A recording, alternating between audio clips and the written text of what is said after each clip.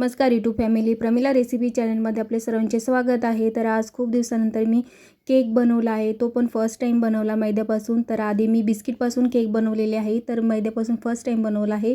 तर त्यासाठी मी 1 वाटी मैदा घेतलेला आहे, त्याला मी चांगलं चाळून घेत आहे, दुसऱ्या पातेल्यात काढून घेते आणि इकडे खलबत्त्यामध्ये 3 इलायच्या ठेचून त्यामध्ये मी टाकून देत आहे।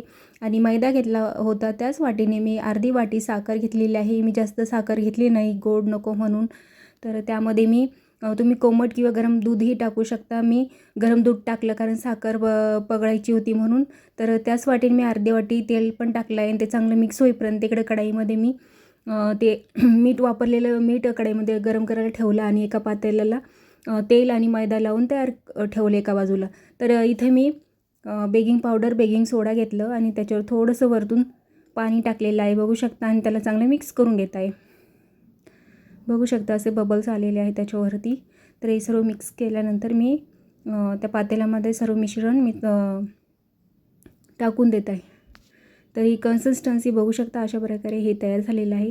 तर त्याच्यावरती मी थोडंसं टुटी फुटी पण टाकून देत आहे, बघू शकता किती छान दिसत आहे ते रेड कलर।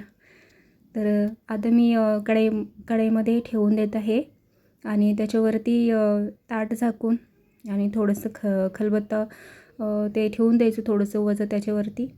तर मी 40 मिनटं ठेवलं होतं, बघू शकता कसं वरती फुगून आलेलं आहे केक।